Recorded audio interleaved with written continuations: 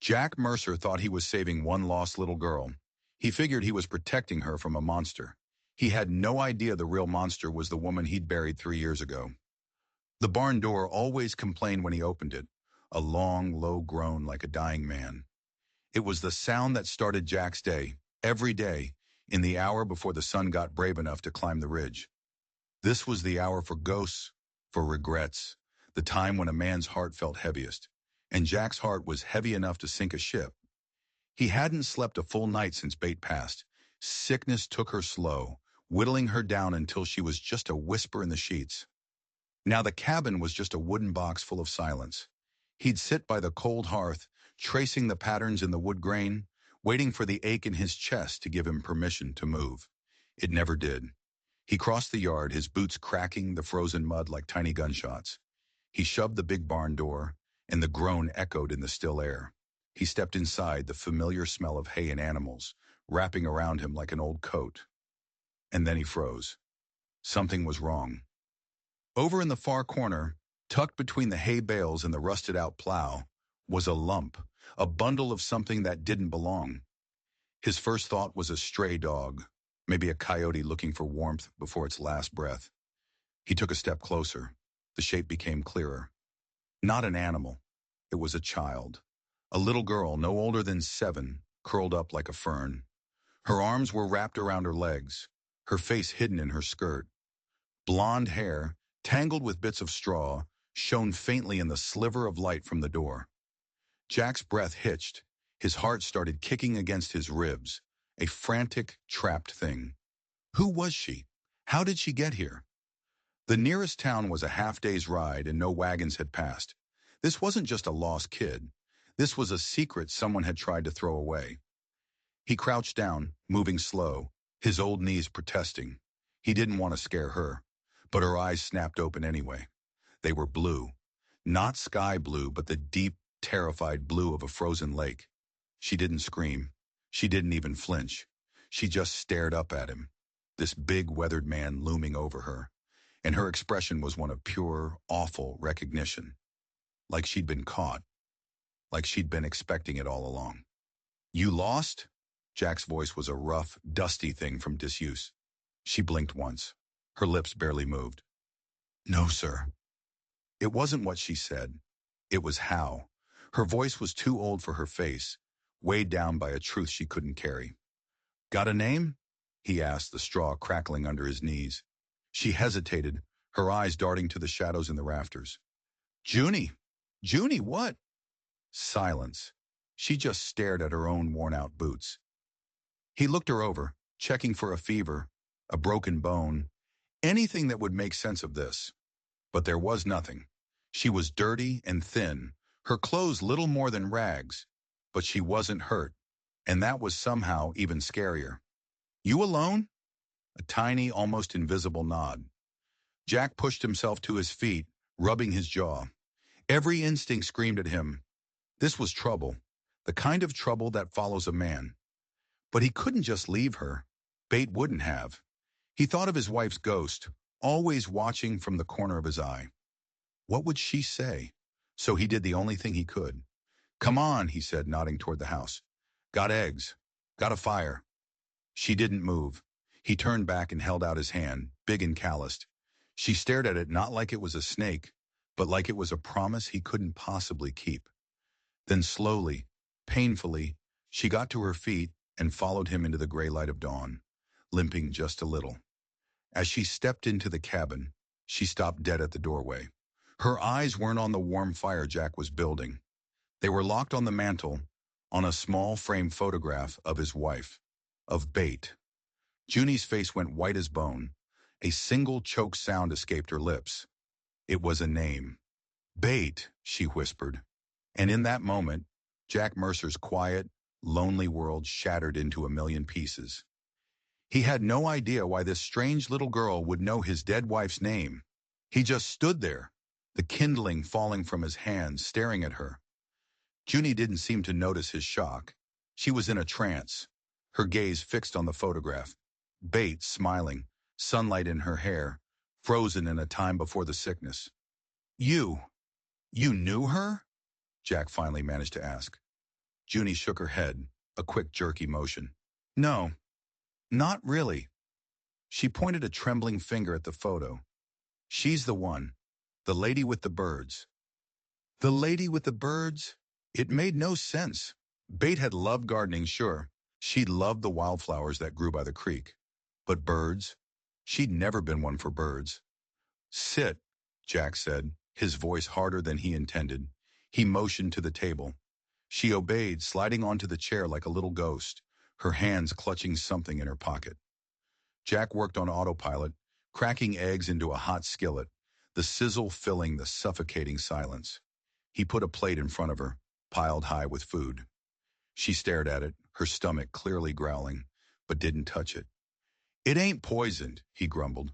Her eyes flicked up to his, and for the first time, he saw something other than fear. It was an assessment. She was judging him, weighing him. Then she started to eat, slow at first, then fast, desperate, like a starving animal. He sat across from her, nursing a cup of black coffee. What did you mean? The lady with the birds. Junie swallowed a mouthful of bread. She reached into her pocket and pulled out a small object, placing it on the table between them. It was a tiny bird, carved from a piece of dark wood. It was crudely made, but with a strange, simple elegance. She gave this to my mama, Junie whispered. She told her, if things ever got bad, to follow the birds. She said a good man would be waiting at the end of the trail. Jack's blood ran cold. Bate? Bate had carved this? Bate had sent this child and her mother to him? It was impossible. His wife had been sick for over a year before she died. Bedridden. She hadn't left the farm in ages. When did she give this to your mother? He asked, trying to keep his voice steady. Long time ago, before my brother got sick. It was a lie. It had to be. A child's fantasy, a story her mother told her to give her hope. Jack wanted to believe that. It was the only explanation that didn't feel like the ground cracking open beneath his feet. That night she slept on a cot by the fire, wrapped in one of Bates' old quilts. Jack lay awake, staring at the ceiling, the wooden bird sitting on the table like a judge.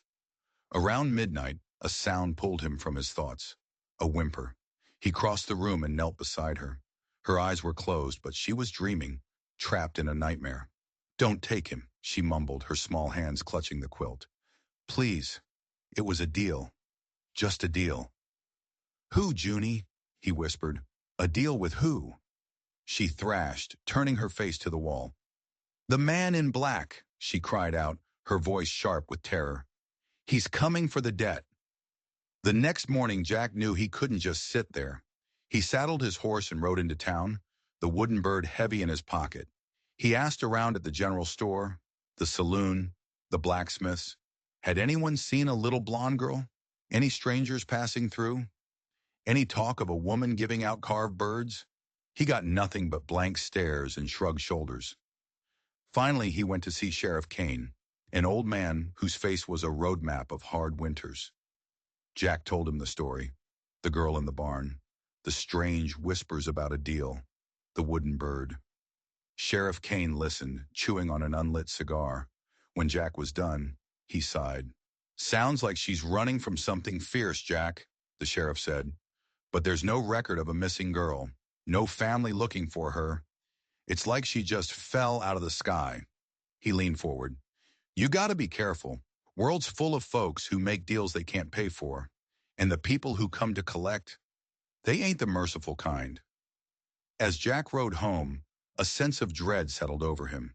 The sheriff's words echoed in his head. He's coming for the debt. And as he crested the last hill overlooking his farm, he saw it. A rider, a lone figure on the ridge, silhouetted against the pale afternoon sun. Dressed all in black, sitting on a black horse, perfectly still. Watching, just watching the house. Jack's heart hammered against his ribs.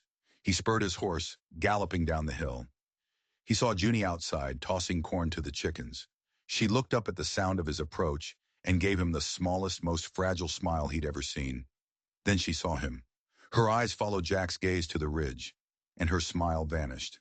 The bucket of corn dropped from her hands, scattering across the dirt. Her face went slack, her skin the color of ash. It wasn't fear he saw. It was something worse. It was the absolute certainty of a nightmare coming true. Inside, Jack yelled, his voice a raw command. Now! She didn't argue. She didn't hesitate.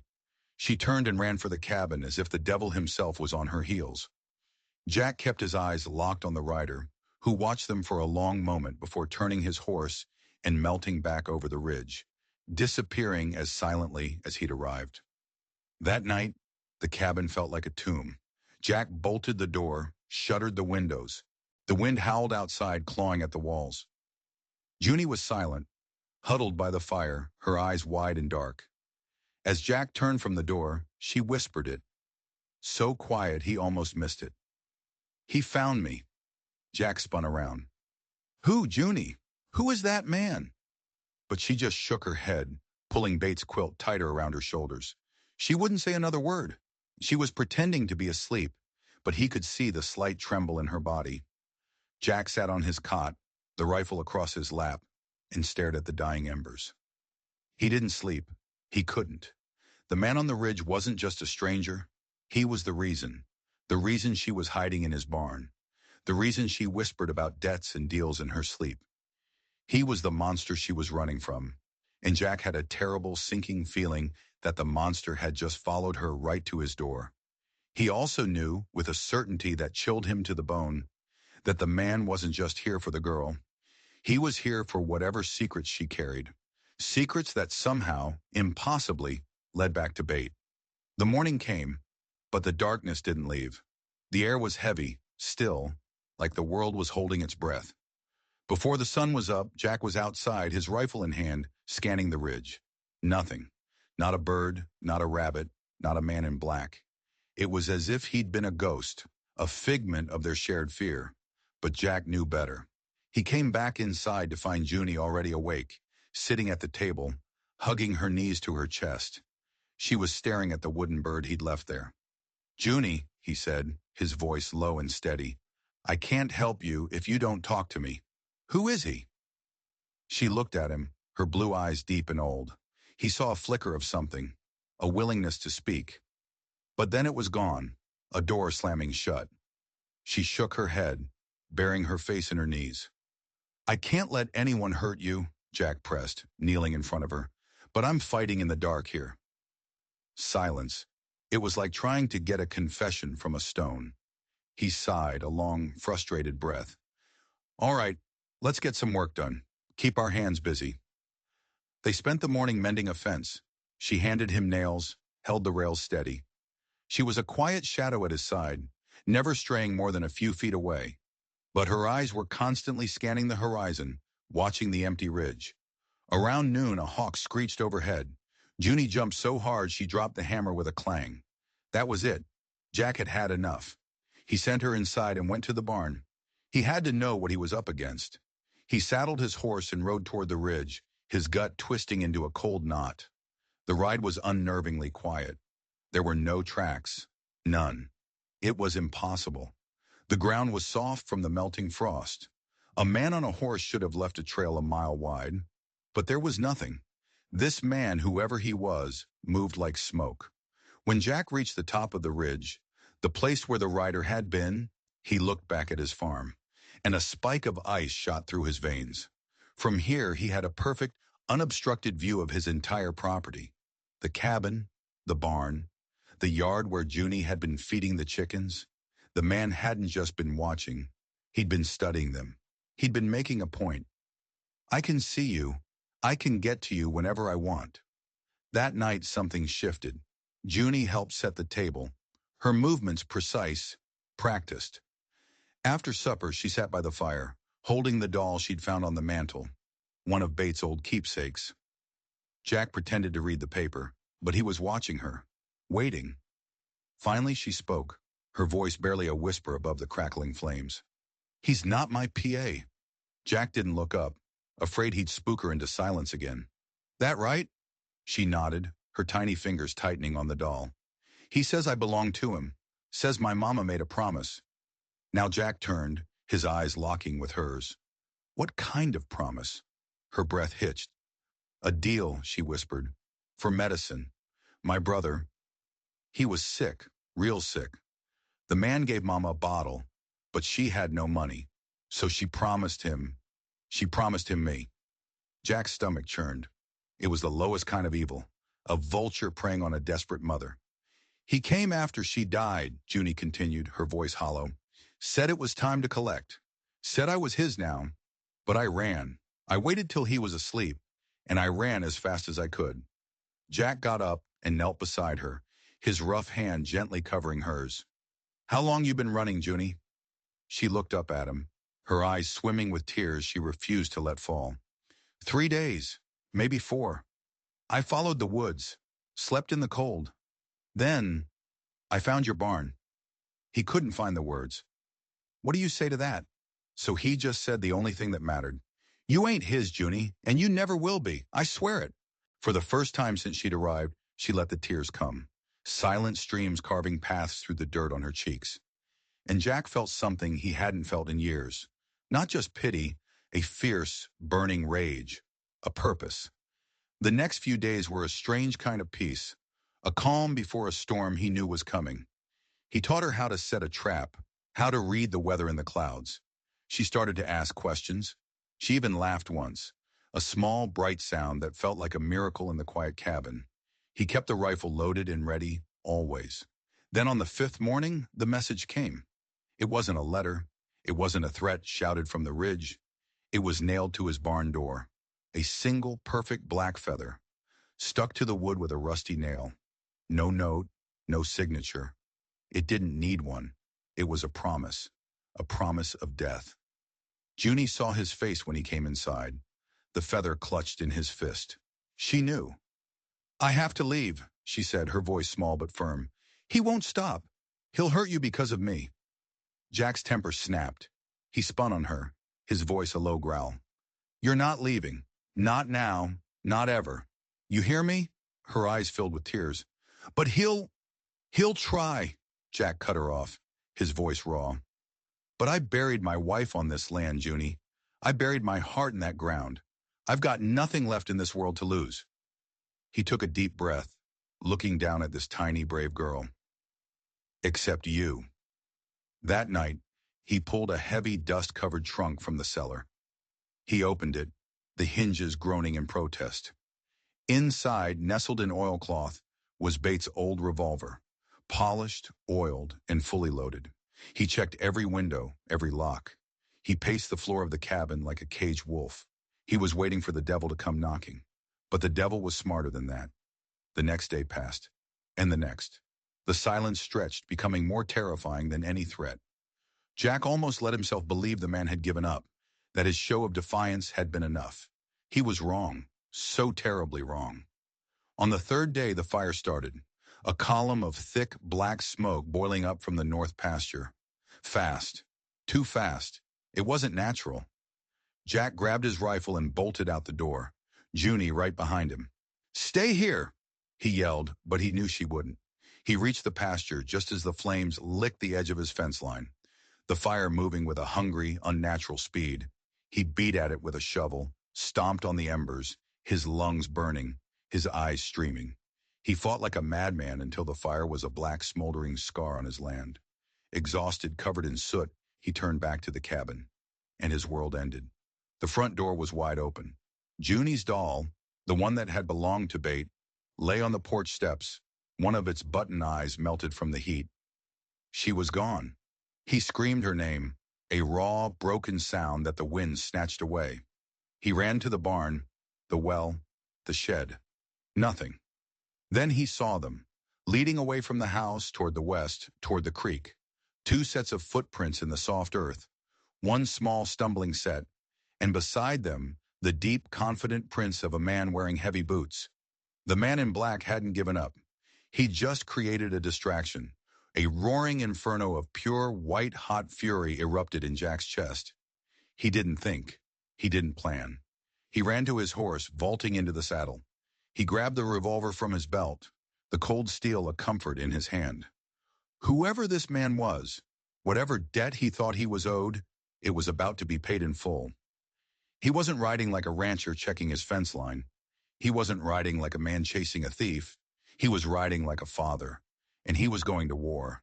The tracks were fresh. The man wasn't running. He was strolling, confident, arrogant. He thought he'd already won. Jack rode low in the saddle, his face a mask of stone, the world narrowing to a single point, the trail ahead. He didn't feel the wind, didn't feel the cold.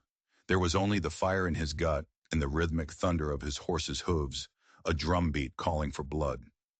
The trail led down into a gully lined with skeletal, winter-stripped trees. It split near a rocky outcrop. One path went toward the hills, the other snaked along the edge of a bluff. Jack pulled his horse to a halt. Which way? A mistake here could cost him everything. Then he saw it. A tiny scrap of pale blue cloth, snagged on a thorn bush. It was from the dress Junie had been wearing, one of Bates' old dresses that he'd patched up for her. He spurred his horse toward the bluff. He knew this place, a cave hidden in the rock face. Smugglers and outlaws used it decades ago. It wasn't on any map. You only found it if you were desperate, or if you were hiding something you didn't want found. He dismounted in the shadows, moving with a predator's silence. He crept along the rock wall, his revolver held tight, his heart hammering a frantic rhythm against his ribs. A sound drifted from the cave's mouth, a soft whimper, then a voice, low, smooth, and coated in menace. You shouldn't have run, girl. Deals must be honored. Jack peered around the edge of the entrance. A small fire flickered in the center of the cave, casting dancing, monstrous shadows on the walls. The man in black stood with his back to the fire, a long, dark coat hanging on his thin frame, and huddled against the far wall was Junie. Her eyes were wide, her face streaked with tears, but she wasn't crying anymore. She was just watching him, waiting. The man turned slightly and the firelight caught his face. Jack's breath caught in his throat. Grant Layton. The name hit him like a physical blow. He was a moneylender, a vulture who'd circled the town for years, preying on the desperate. Jack had seen him once, arguing with the town doctor over the price of medicine, his eyes like chips of cold black glass.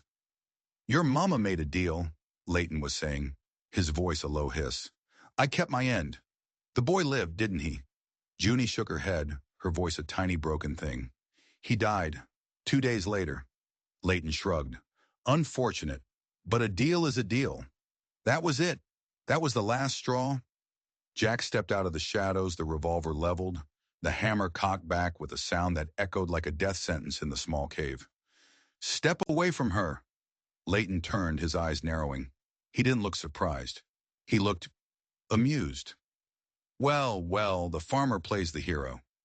You've got 3 seconds, Jack said, his voice flat and cold as a tombstone.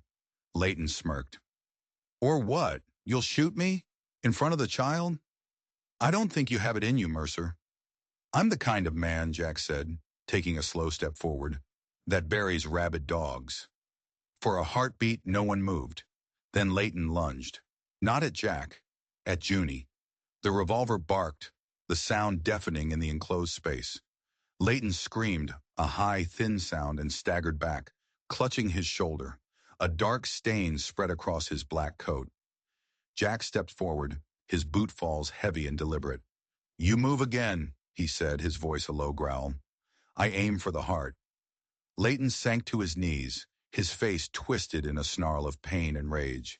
You don't know what you're doing, Mercer. She's not what you think she is. She's a child, Jack spat. She's a key. Layton gasped, blood bubbling on his lips. She's worth more than your entire miserable farm. Her mother knew it. Bate knew it. The name hit Jack again, harder this time. Bate knew it. How? How was his dead wife tangled up in this nightmare? What are you talking about? Jack demanded. Layton just laughed, a gurgling, painful sound. Ask her about the locket, the one her mother gave her before she died, the one Bate gave to her. Jack's head was spinning. He glanced at Junie. She had a small, tarnished silver locket clutched in her hand, one he hadn't noticed before. Enough lies, Jack said, his focus returning. He crossed to Junie, never taking his eyes off Layton. You all right? She nodded, her eyes fixed on Jack, full of a trust so absolute it broke his heart. I knew you'd come. Always, he whispered. He backed them out of the cave, his gun still trained on the writhing man by the fire. He didn't fire again. He wanted Leighton to suffer. He wanted him to bleed. Outside, he lifted Junie onto his horse and swung up behind her. As they rode away, Leighton's desperate, furious words echoed from the cave. "This isn't over, Mercer. The Thorns will hear about this. They'll send everyone. They'll burn you to the ground for what's in that locket." The ride home was silent. Junie leaned against him, small and warm, her breathing slowly returning to normal. But Jack's mind was a maelstrom. The Thorns, a locket, bait. It was a puzzle, and every piece he found only made the picture darker and more terrifying. Back in the cabin, he wrapped her in a quilt and sat her by the fire. He looked at the locket still clutched in her hand. "Junie," he said gently, "can I see it?" She hesitated for a moment, then opened her hand. The locket was old, dented. He pried it open with his thumbnail. It wasn't a picture inside. On one side was a tiny, intricately folded piece of paper. On the other, pressed under a piece of glass, was a single dried wildflower. A blue-eyed Mary, Bates' favorite, the same flower that grew all over the hill where he'd buried her. His hands shaking, Jack unfolded the tiny piece of paper. It wasn't a note. It was a map. A crudely drawn map of his own land, of his farm, and there was inks marked on it. Anks right over the spot where Bate Mercer was buried. The world tilted on its axis. Jack stared at the map, his heart pounding a frantic, desperate rhythm against his ribs. A map to Bates' grave? Why? What was buried with her? He looked up just as a horse galloped into the yard. It was Sheriff Kane. "Jack!" he yelled, dismounting before the horse had even stopped. "A trapper just rode into town. Said he heard a shot from the old smuggler's cave. Said he saw Grant Leighton stumbling out, bleeding, rambling like a madman." Jack just held up the locket. Kane's eyes widened. "What in God's name is going on?" "I think," Jack said, his voice barely a whisper, "I'm about to find out." He looked at Junie, who was watching him with those old knowing eyes. Leighton mentioned a name, the Thorns. The color drained from Sheriff Kane's face. He took off his hat, wiping a hand over his bald head. "Oh, Lord," he breathed. "Not them. You know them?" "I know of them," Kane said, his voice grim. "They're a rich, powerful family from back east. Charleston. They have a reputation. They collect things, rare things, antiques, art, sometimes people." He looked at Junie. "Leighton's been on their payroll for years. He's a finder, a bird dog. He finds what they want, and he brings it to them. No questions asked." The pieces were slotting together, forming a picture of pure, unimaginable evil. "Leighton is just the hired help," Kane continued. "If the Thorns themselves get involved, Jack, these aren't people you can fight with a gun. They fight with lawyers and judges and money. They'll crush you." The sheriff's words hung in the air, heavy and cold. But Jack wasn't listening. He was staring at the map, at the X over his wife's grave. Bate had left this for a reason. She knew. She knew all of it. She had tried to leave him a message, a weapon to fight back with.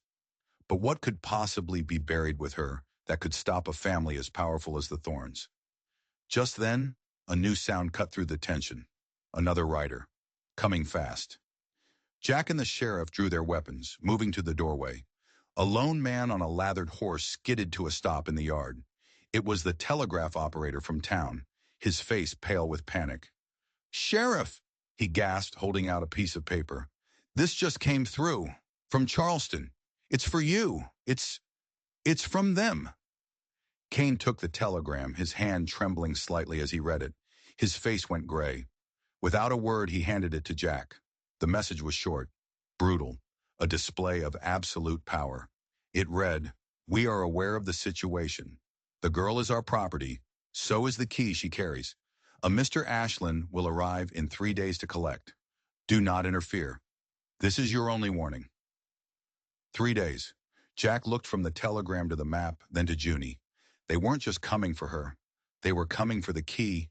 They were coming for whatever secret his wife had taken to her grave. He had 3 days to uncover a truth he'd been sleeping next to for years. 3 days to prepare for a war against an enemy he couldn't see. And he had a sinking feeling that whatever was buried with Bate wasn't a weapon. It was a confession.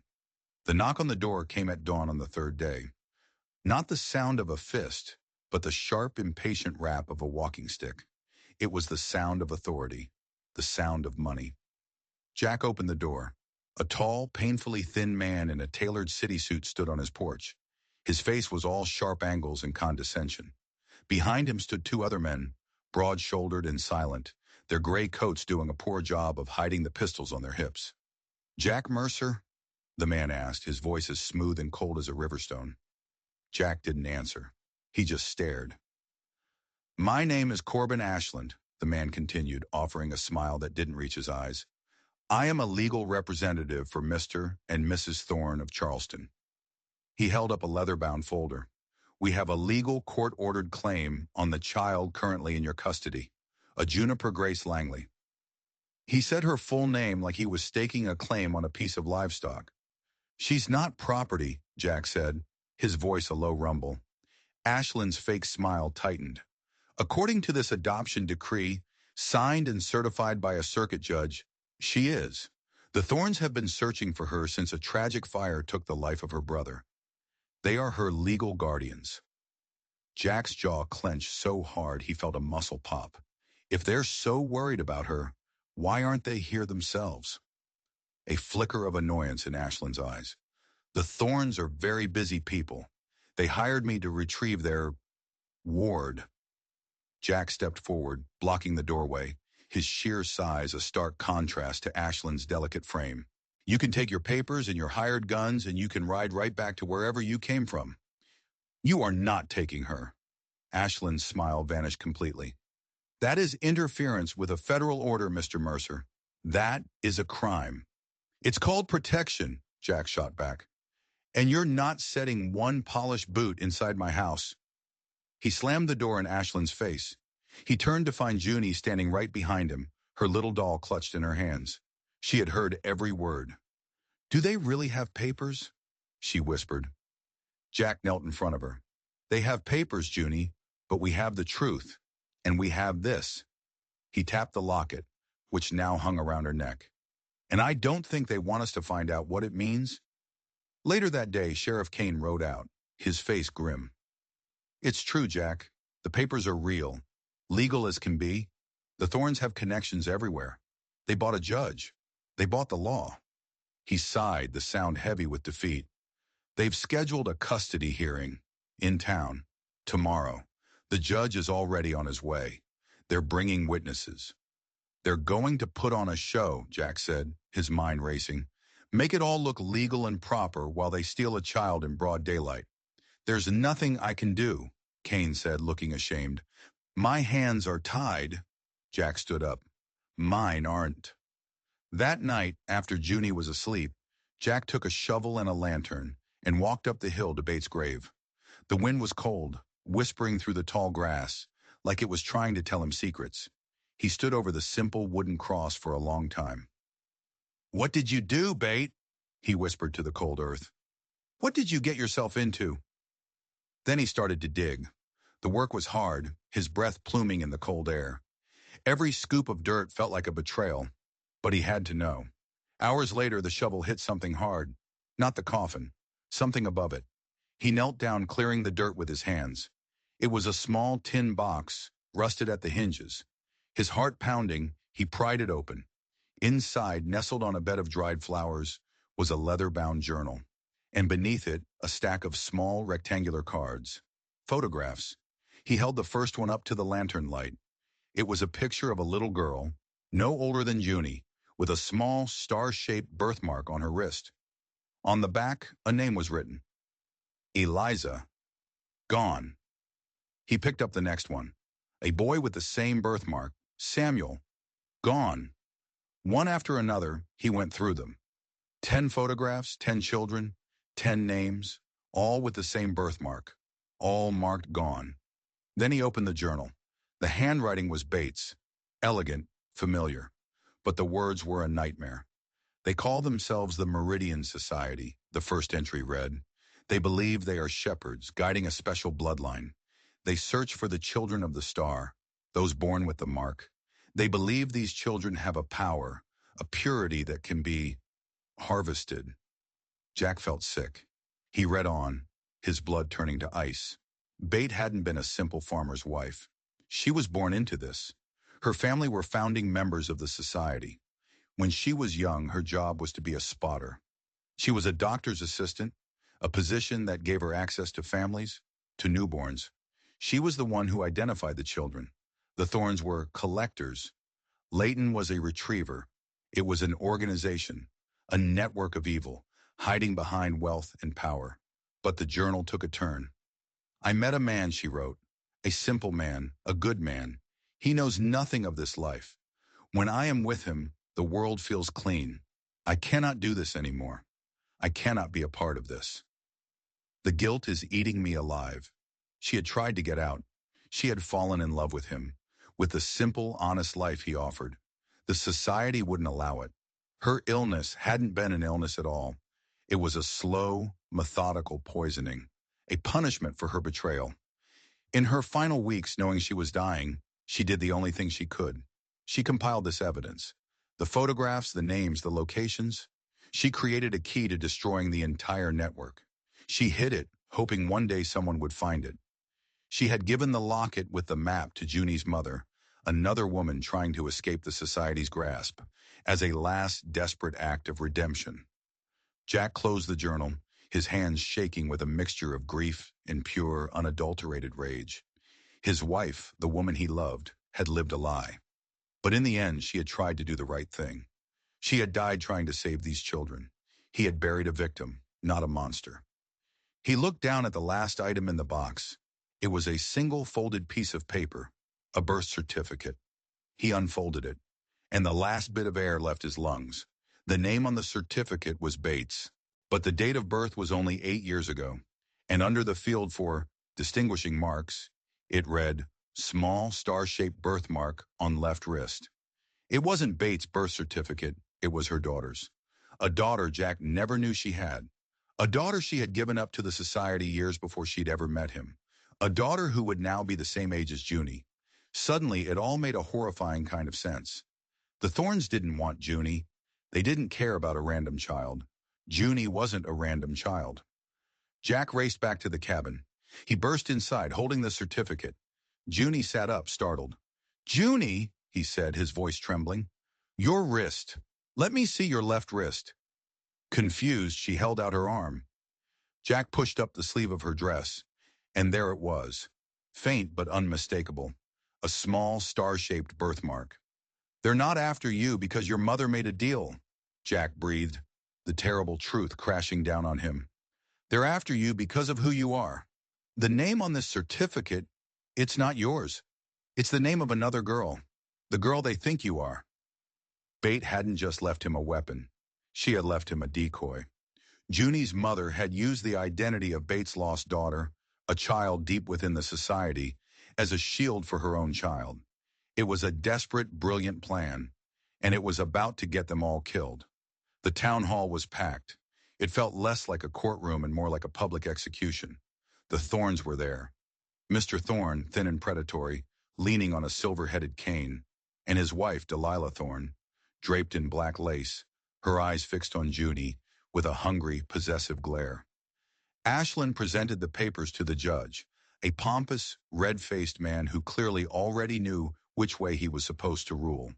As you can see, Your Honor, Ashlyn said with a smug smile, the girl legally belongs to my clients. The judge nodded. This seems to be in order. Does anyone have cause to contest this adoption? I do. Jack's voice cut through the room like a whip. He walked to the front, Junie holding his hand, Sheriff Kane right behind him. He placed the tin box on the judge's desk. What is this? The judge demanded. Evidence, Jack said. Evidence of kidnapping, child trafficking, and murder, all perpetrated by your clients, Mr. Ashlyn, and an organization called the Meridian Society. The room erupted. Ashlyn went pale. Delilah Thorne shot to her feet, her face a mask of fury. These are the desperate lies of a grieving man, she shrieked. Jack ignored her. He opened the box. He laid the photographs on the desk, one by one. 10 children, all with a specific birthmark. All vanished, all last seen in the care of people connected to the Thorns. Then he opened the journal. "And this," he said, his voice ringing with authority, "is a full confession, written by my late wife, Bate Mercer, a woman who was born into your society, a woman you murdered when she tried to leave." The judge stared at the journal, his arrogance melting into fear. He was just a small-town official. He was not prepared for this. "This is highly irregular," he stammered. "It gets more irregular," Jack said, his eyes locking with Delilah Thorne's. He held up the birth certificate. "You're not here for Juniper Langley. You're here for this girl, Bate Mercer's daughter. You think Junie is her." Delilah's carefully constructed composure shattered. For a split second, Jack saw the monster behind the mask. Pure, cold, possessive rage. "That child is ours by birthright," she hissed. "She belongs to the society." "She belongs to no one," Jack roared back. "And you will not lay a hand on her, or any other child, ever again." Sheriff Kane stepped forward. "Your Honor, based on this evidence, I am placing Mr. and Mrs. Thorne under arrest on suspicion of kidnapping and conspiracy." Ashlyn sputtered, "You can't! This is an outrage!" But it was too late. The truth was out. The townspeople who filled the hall were looking at the Thornes not as wealthy visitors, but as demons in fine clothes. The tide had turned. The judge, seeing which way the wind was blowing, slammed his gavel. "This hearing is postponed. The Thornes will be held in custody pending a full investigation by the U.S. Marshals." It was a small victory, a battle won in a much larger war. As they left the town hall, Jack felt a hand on his arm. It was a young woman he didn't recognize, her face streaked with tears. "The boy in the photograph," she whispered, her voice choked with emotion. "Samuel. He's my brother. They took him 5 years ago." One by one, other people came forward. A father who'd lost a daughter, an aunt whose niece had vanished from an orphanage. Bates' journal had given them a voice. It had given them hope. But as Jack helped Junie onto his horse, he saw Ashlyn watching them from the shadows, his face contorted with hate. This wasn't over. The Thornes were just a branch on a very large, very rotten tree. The society would not take this loss lying down. They wouldn't just send lawyers next time. That night, back at the farm, a strange peace settled over the cabin. Junie finally seemed to breathe easy. She asked Jack to read to her from one of Bates' old books. As he read, he felt the weight of the last few weeks, the grief, the fear, the rage begin to lift, replaced by something new, a sense of family. But in the middle of the night, Jack was woken by a sound, the soft creak of a floorboard. He grabbed the revolver from his nightstand, moving silently into the main room. The front door was slightly ajar. Junie's cot was empty. Panic, cold and sharp, seized him. He rushed outside. The yard was empty, bathed in moonlight. He was about to scream her name when he saw her. She was standing at the edge of the yard, looking out into the darkness. And she wasn't alone. A boy stood with her, thin, ragged, but with the same blonde hair. He had a small star-shaped birthmark on his wrist. It was her brother, the one she thought was dead. "They didn't kill me," the boy said, his voice quiet but strong. "They took me. I just escaped." Junie was crying, holding his hand like she'd never let go. Jack slowly lowered the gun, his heart aching with relief. But then the boy looked at Jack, his eyes full of a fear that was fresh, immediate. "You have to listen," he said, his voice trembling. "The Thornes being arrested, that was nothing. They were just collectors. The real power is coming, the one they call the shepherd." "Who's the shepherd?" Jack asked. The boy swallowed hard. "He's the one who started it all, the one who enforces the rules. And I heard them talking. He's coming here, for the journal, and for her." He pointed a shaky finger at Junie. "Why her?" Jack asked. "She's not the one they think she is." "It doesn't matter anymore," the boy said, his voice dropping to a terrified whisper. "The shepherd believes Bate hid something inside her daughter. Not a secret, a map, a key, branded into her skin, visible only by a special light. He thinks Junie is that key." Jack stared at the two children, huddled together under the cold moonlight. He had won the battle, but the real monster, the one at the heart of this web of evil, was now coming for them personally. He had faced down a killer and a corrupt legal system.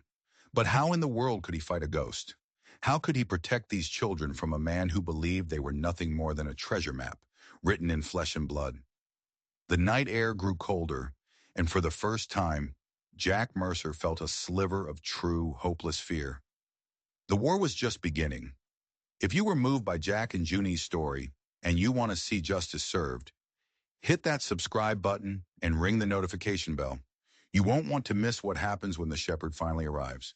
And let me know in the comments below, what would you do to protect the people you love?